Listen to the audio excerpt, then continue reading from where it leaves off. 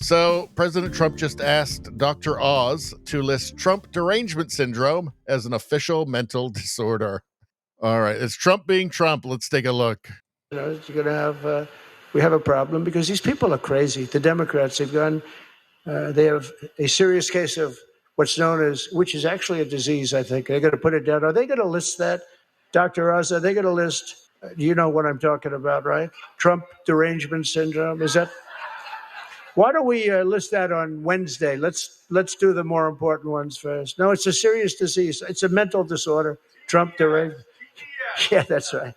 It's no, it's a mental disorder. Trump derangement syndrome, and they've got it in levels that have never been seen before.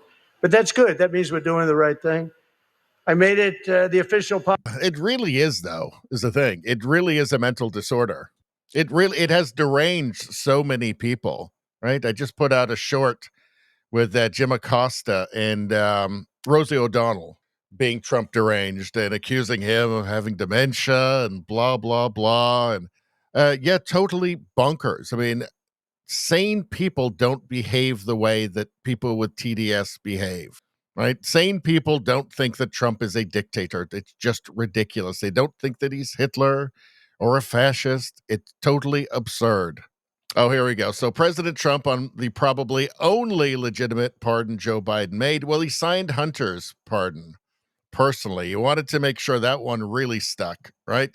The big guy, the 10% for the big guy, wanted that one to really stick. I think the only one he actually signed was Hunter's pardon was actually signed by him. You know how you can tell? It was like chicken scratch. My father's, you want a real signature. This was like chicken scratch, like a little. The auto pen looked much better. I think the only one he actually signed. The auto pen looked much better. Trump is standing firm against Schumer and has no fear of a government shutdown because it will be their fault. Well, it's clear at this point that they're just going to oppose him. They don't have any other plan, right? They've got no strategy.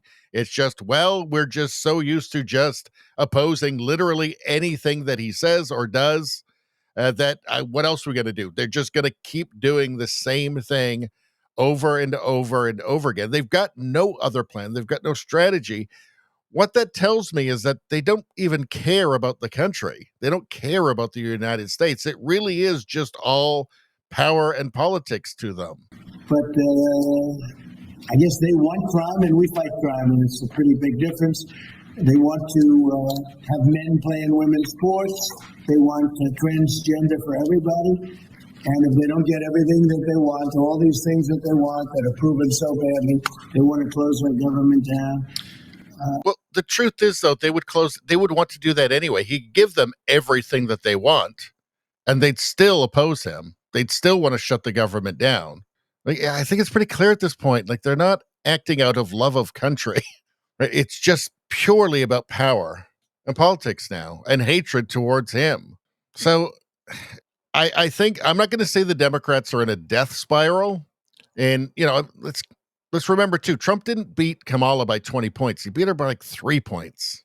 But I think you might see that lead widening with the behavior of the Democrats, and particularly after how horrified so many just kind of default leftists, default liberals, or default Democrats must be, how horrified they must be by seeing the reaction after the assassination of Charlie Kirk, that horrific, brutal murder, which, many, many people have actually seen what that really looks like because of social media, what it really means.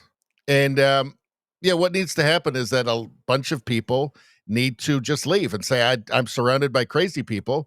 Like so many of us did. Like this is what happened to me 10 years ago. I went, I'm surrounded by crazy people. I don't want to be part of this. Right? So no, wrong direction.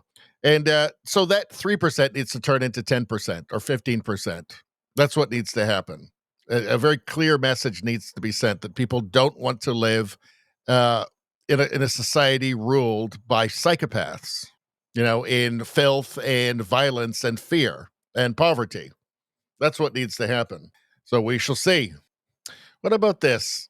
Eric Doherty, funniest president ever. Well, Trump's talking to a reporter here. I wonder how this is going to go. Let's see. Regarding Antifa, what you posted. That NPR, sir. When regarding desert. Are they still here? We are? Are they still here? Oh, good. Congratulations. NPR. And I love the way he just kind of tortures them like that. I thought they were gone. They're still here. Anyway, that's all I'm going to say about that. Please like, share, and subscribe. Subscribing really helps me out. I thank you for that. I will see you next time.